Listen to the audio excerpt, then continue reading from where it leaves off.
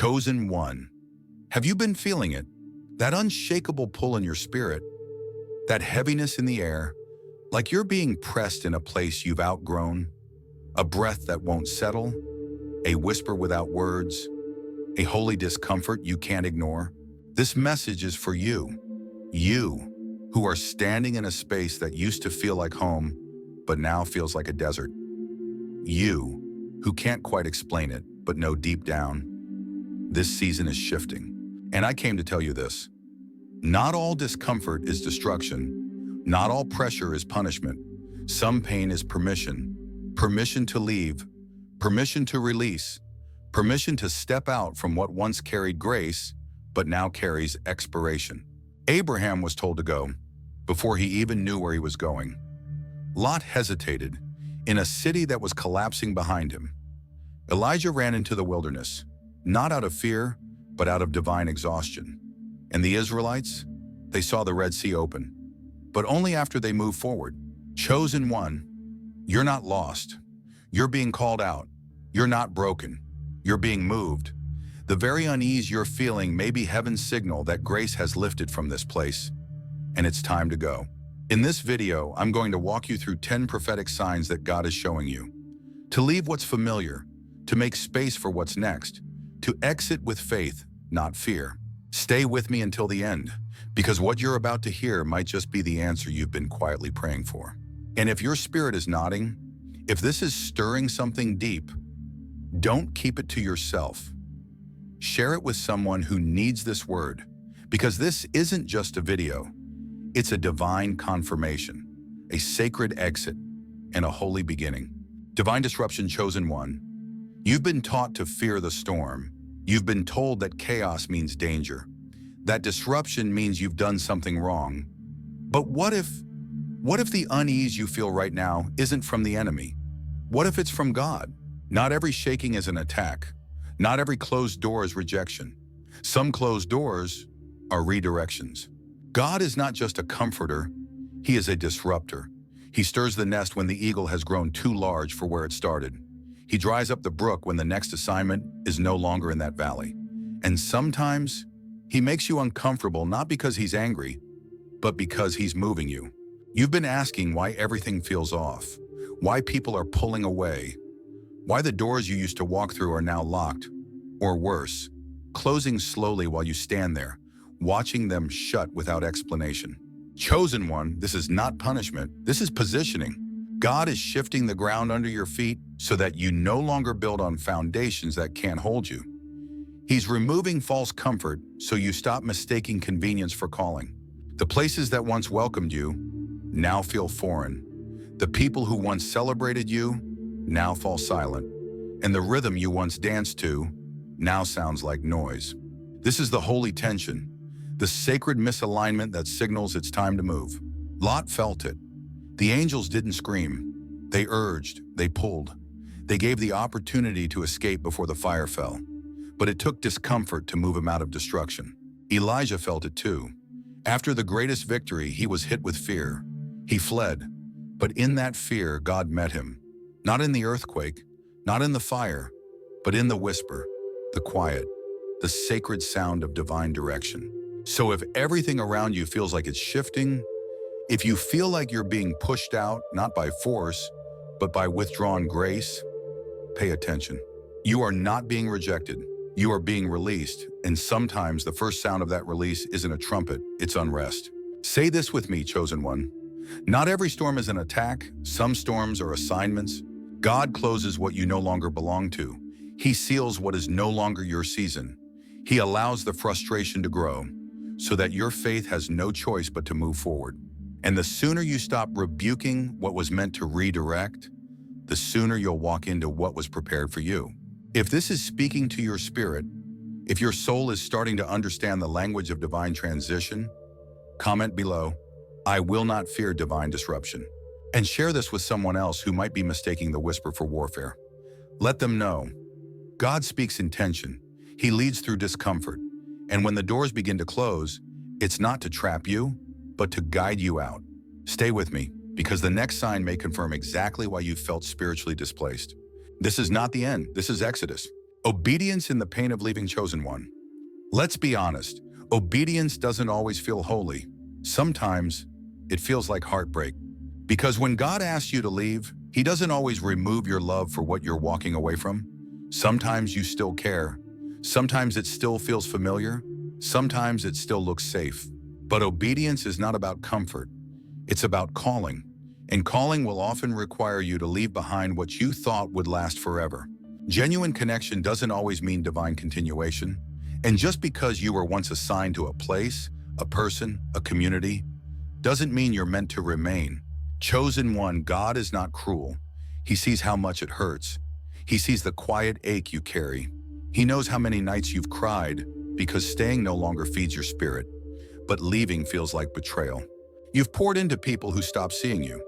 You've stayed in spaces that started draining you, and now you feel like a stranger in rooms you once called home. This is the holy dilemma, the sacred ache of spiritual detachment. You're not being dramatic, you're not being cold, you are being called. Sometimes leaving looks like breaking your own heart in order to save your soul. Lot didn't leave Sodom joyfully. He left with hesitation. He left with loss. His wife looked back and became frozen in what God already left behind. Elijah sat under a tree and begged God to take his life, not because he didn't believe, but because the cost of obedience felt unbearable. Even Jesus in Gethsemane wept and said, "If it be possible, let this cup pass from me." But then he surrendered. Chosen one, God isn't asking you to stop feeling. He's asking you to trust Him through the feeling. He's not dismissing your pain. He's redeeming it through purpose. You're not just walking away. You're walking toward the version of you that can no longer live in what was. And yes, it hurts. But so does staying in places where your light is dimmed, where your voice is muted, where your soul is slowly withering in the name of loyalty. God is not asking for your loyalty to a location. He's asking for your surrender to His leading. Say this with me now. Even in the pain, I choose obedience. Because leaving isn't rebellion. Sometimes leaving is worship. It's a declaration that you trust His promise more than your comfort zone. If your heart is wrestling with this, if this feels like the very place you're standing, comment below, "I'm ready to go where He's leading." And don't keep this to yourself. Send it to someone who's been feeling the same pull, the same ache, the same sacred tension between love and letting go. Because this isn't just heartbreak. This is birthing. This is the sound of chains breaking. This is the first step toward your soul's restoration. Stay with me. We're not done yet. The next clue will show you what happens when you stop looking back and finally start walking forward. Abraham's obedience. Chosen one. You are not the first to feel this way. You are not the first to hear the call and feel fear rise in your chest. You are not the first to be told to go without being told where. There is someone who went before you. His name is Abraham. God said to him, "Leave your country, your people, your father's household, and go to the land I will show you." Not the land, he explained, not the land he mapped out, just the land I will show you. No coordinates, no comfort, no guarantees, only a voice and a promise. Abraham didn't leave because he had all the answers. He left because he trusted the one who called. And that chosen one, that's what faith really looks like. It's not confidence in the outcome, it's confidence in the one who speaks. Abraham didn't just walk away from a place. He walked away from identity, from familiarity, from what was once called home. He walked with nothing but a whisper. But that whisper turned into legacy. Because of one man's obedience, a nation was birthed. A covenant was sealed, and generations were changed. So if you feel the nudge, if your soul knows it's time but your mind is afraid, remember Abraham. He didn't move because it made sense. He moved because he was chosen. He moved because the call was louder than his fear. And yes, he probably had questions. Yes, he probably felt the pull of what he was leaving behind. But still, he went. Chosen one, hear this. There are some places that no longer match your promise. Some people who can't go where you're called. Some spaces that once served you, but now silence you. And when that happens, you don't wait for the map. You walk with the word. Say this with me. I don't need all the details. I trust who's calling me. You don't need to see the whole road when you know who's building it. And if God is calling you out, then what's ahead is always greater than what's behind. Let Abraham's journey be your reminder. Faith rarely looks like certainty. It looks like movement. If this stirred something in you, comment below, "I'm walking with the promise." And if you know this message speaks to the moment you're in, share it with someone who's still staring at the gate, waiting for permission to leave. Because this is your confirmation. You're not just leaving a place, you're stepping into a lineage. You're walking in the footsteps of the faithful. And just like Abraham, you won't walk alone. You will walk with God. When blessings become limits, chosen. 1. What once felt like a blessing now feels like a burden. What once felt like divine favor now feels like a fence. And you're not imagining it. You're not being ungrateful. You're not confused. You're discerning. Because sometime a place that was once a launching pad becomes a cage. Not because it was never from God, but because its time has expired. The well that once refreshed you is now running dry. The people who once celebrated you now barely recognize your growth. The room that once gave you wings now clips them quietly. And you're left asking, did I miss something? Was this ever from God? The answer is yes, it was. But grace has lifted. The cloud has moved. And when grace moves, you must move with it. Think of the Israelites. God provided manna, fresh, daily, divine. But the moment they crossed into the promised land, the manna stopped. Not because God stopped caring, but because the assignment changed. The season shifted, and yesterday's provision was no longer today's portion. Chosen one, some things in your life are not broken. They're complete. They've done what they were assigned to do. They served their purpose. And now holding on becomes resistance. Lot's story is a warning here. Sodom may have once been a place of opportunity, a place of comfort, a place of family.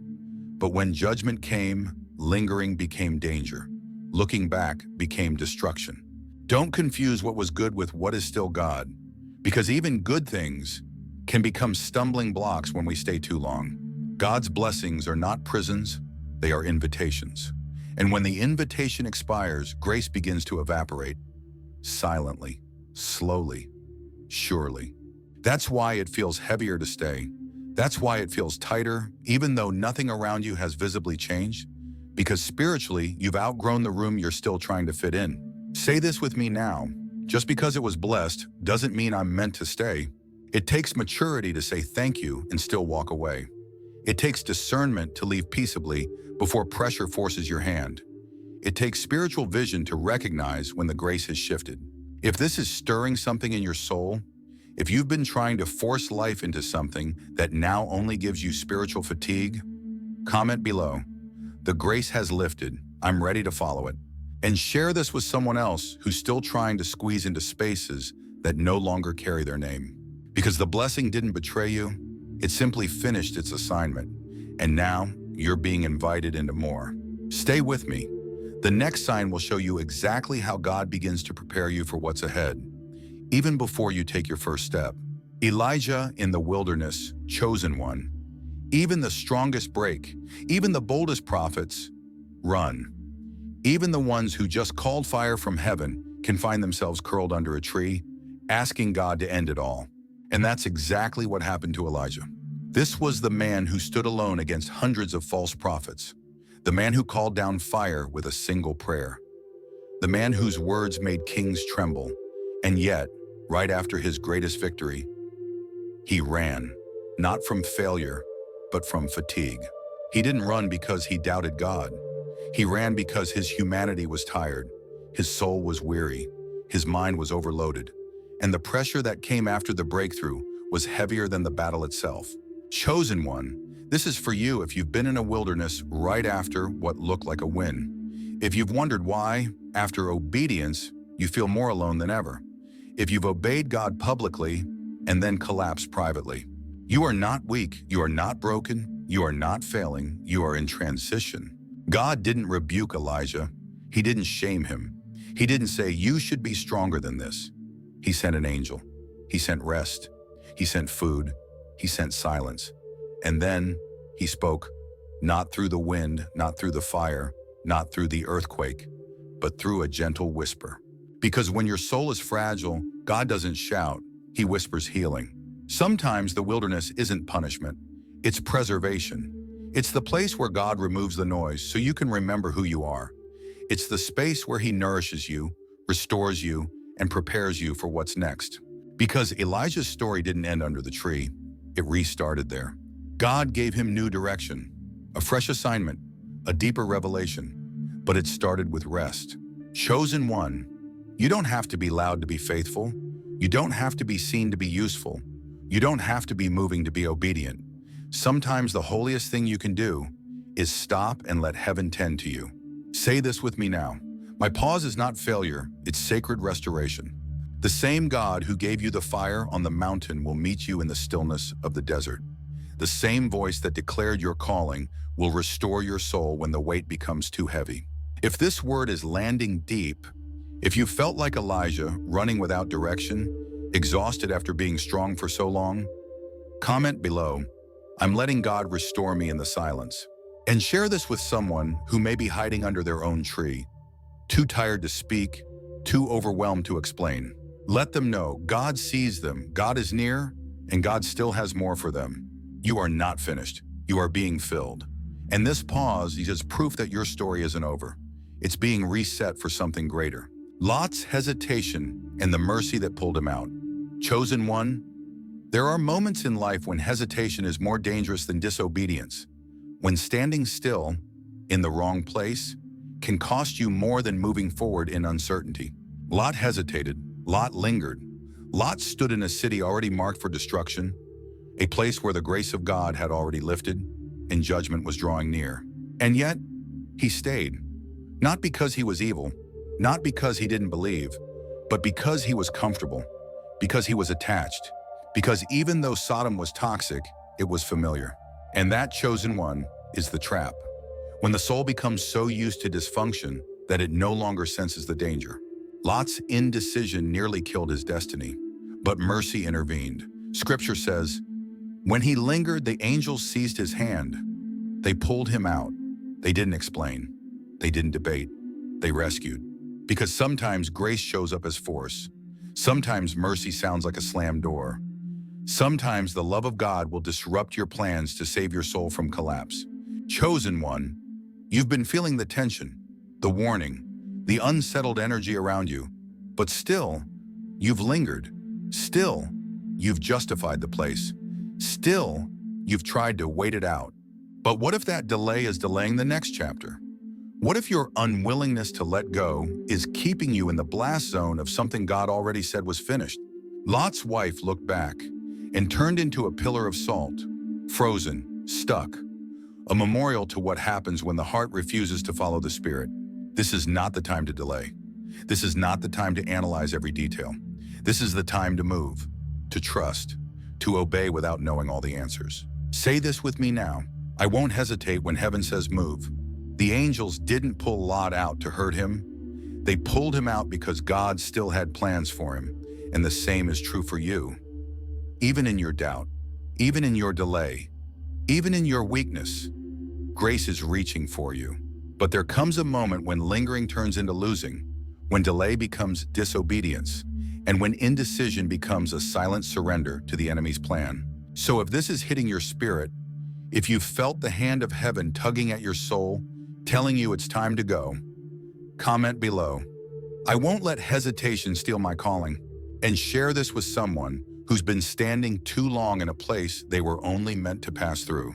Because yes, mercy will grab you. Yes, grace will pull you. But at some point, you've got to walk on your own. Lot was saved, but what if he had said yes the first time? Chosen one, don't let fear hold you in what God is trying to free you from. The longer you wait, the louder the collapse becomes. Move now, before grace becomes memory. The Red Sea only opens when you move, chosen one. There comes a moment in every divine calling where standing still is no longer an option. A moment where fear and faith collide. A moment when the only way forward is through the impossible. That was the moment at the Red Sea. The Israelites had escaped Egypt, but now Pharaoh's army was behind them, and the sea was in front of them. No path, no bridge, no logic. Just water and fear and what looked like the end. And yet, God didn't open the sea right away. He didn't part the waters while they stood frozen in panic. He waited. He waited for obedience. He waited for movement. It wasn't until Moses lifted his staff, until he acted in faith, that the Red Sea began to move. Chosen one, hear this. The miracle doesn't come before the motion. The breakthrough doesn't arrive before belief. God is waiting for your first step. We often say, God, show me the way and I'll walk it. But heaven says, walk, and I'll show you the way. It's upside down to the natural mind, but that's how the kingdom works. What if the very sea you're asking God to part is waiting on your courage to step? What if your delay isn't God holding back, but you holding back your faith? So many are stuck, not because the path isn't real, but because they've refused to move until the path is visible. But the Red Sea never parts for the passive. It parts for the bold. It parts for the obedient. It parts for those who trust the voice more than the view. Chosen one, you don't need the full picture. You just need to raise your hand, lift your obedience, lift your faith, lift your eyes. Because the same God who brought you to the edge is ready to carry you through, but only if you move. Say this with me. I will not wait to see the way. I will move by faith. Faith is not waiting for safety. It's walking through what looks impossible because you trust who is leading. Remember this. God didn't part the sea behind them. He didn't send the miracle while they hesitated. He responded when they acted, and he'll do the same with you. If this is stirring your spirit, if you know God has already told you what to do, but fear has kept you standing at the shore, comment below, I'm stepping into what God has already prepared. And share this with someone who's been staring at a sea that won't open because they haven't moved. The Red Sea is not your wall, it's your invitation, but it will only respond to faith. So move, lift your hand, step forward, and watch the waters make room for you. Action and spiritual alignment. Chosen one, you've listened. You've discerned. You've heard the whispers. You've felt the shifting. You've stood in the in-between long enough. But now, it's time to move. This is the moment where knowing is no longer enough. This is the moment where faith must take form. Because spiritual transition doesn't fully begin until action meets revelation. Yes, the call was real. Yes, the discomfort was divine. Yes, the signs have been clear. But now, God is waiting on your yes in motion. Chosen one, transition always demands courage. And sometimes the scariest part of obedience is that it doesn't feel like victory. It feels like collapse. The job ends. The relationship ends. The comfort ends. And everything that once felt stable breaks. But hear this. Not every breaking is destruction. Some breaking is divine construction. God will often tear down what was built in a former season to lay the true foundation for who you're becoming. So don't mislabel your wilderness. Don't call it failure when it's really repositioning. Don't mourn what God removed when he's clearing space for what he's releasing. Think about Abraham. He left everything behind, not because it was wrong, but because God had something bigger. Think about Elijah. His breaking moment led to a fresh encounter. Think about the Israelites. They thought the wilderness was punishment, but it was preparation for promise. Chosen one, you are not being buried, you are being planted. You are not being punished, you are being positioned. And yes, faith in this moment has to be louder than fear, because fear will tell you to cling to what's safe. Faith will call you to step into what's sacred. Say this with me now. This pain is not my ending, it's my alignment. You have to trust that what feels like falling apart is really falling into place. You have to believe that heaven sees the bigger picture while you stand in the rubble of your former identity. God is not asking you to understand everything. He's asking you to trust him enough to act, even while it still feels uncertain. This is the shift. This is the turning point. This is the moment where faith takes its first breath through movement. If your heart is pounding, if your spirit is nodding, if you know this word is for you, comment below, I'm ready to act in faith. And share this with someone who's been afraid to take the first step because they thought the pain meant wrong path. Remind them, pain is not always a signal to stop. Sometimes it's a sign to rise. Subscribe if you know this season isn't just a storm, it's a setup. And your obedience is the very act that will open the next chapter. The season has shifted. Now it's your turn. Step into it. Go. God has gone before you, chosen one. This is the final call. Not a suggestion, not a maybe, but a commission, a holy summons to go. Not because it all makes sense, but because God has already gone before you. You weren't chosen just to survive. You weren't set apart just to endure. You were called to flourish, to build, to move, to become. And yes, leaving is hard. Yes, faith feels risky. Yes, there are questions you still don't have answers to. But God is not asking for your clarity. He's asking for your trust. The promise was never built on your understanding. It was built on His word. Chosen one, do you think God would bring you this far just to leave you stranded? Do you think He'd call you out just to abandon you halfway? No, the God who called you has already gone ahead of you. He's in the next chapter, waiting for your obedience to meet His provision. It's just like the Israelites. God didn't wait until they arrived to show up. He went before them as a cloud by day and fire by night. He didn't just call them out of Egypt. He led them into promise. And He's doing the same for you. You're not walking into the unknown. You're walking into the prepared. And yes, it feels risky, but risk and obedience is safer than security and stagnation. So this is your moment to rise, to step, to move. Not because the path is perfect, but because the presence is already there. Say this with me now. I will go because God has gone before me. This is not just leaving. This is launching. This is not just transition. This is transformation. You weren't called to stay in survival. You were called to bloom, even in dry places, even in unfamiliar territory. Even when the ground beneath your feet still looks barren, your roots are reaching deeper, and God is already watering your next season. So go, even with questions, even with trembling hands, even if it costs your comfort, because what God has prepared will make the pain of letting go feel like nothing compared to the beauty that's coming. If your spirit is stirred, if you feel like every word in this message was God confirming what you've already sensed, comment below, I'm ready, I'm going, I trust Him. And don't keep this word to yourself.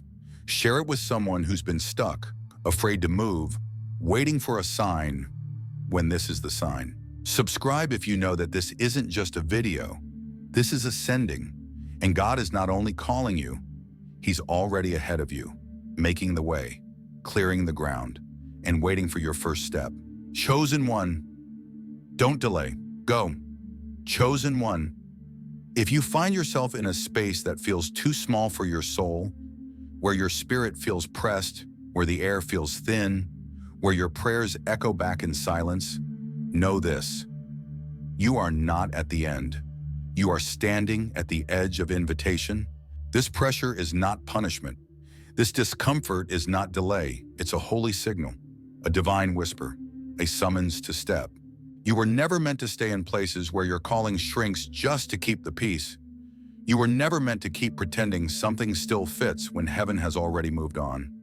You were never meant to survive in spiritual suffocation when the breath of God is calling you into open space. If you dare to move, if you dare to trust the stirring inside, you will see what fear tried to hide. You will see the Red Sea part. You will see provision rise where there was only dust. You will see your own spirit exhale in a land that your obedience unlocked. This is not just about location. This is about liberation. This is about alignment. This is about stepping out of what's expired and into what's been eternally prepared. So if you feel the pressing, if your soul has been craving space to breathe, don't ignore it. It's not your breakdown. It's your breakthrough. Comment below, I'm leaving the narrow to step into what's mine. Share this word with someone who's standing at their own Red Sea. And subscribe if you know you're not just watching, you're awakening. Chosen one, this is your exodus. And on the other side of this step is the place where your soul learns to breathe again.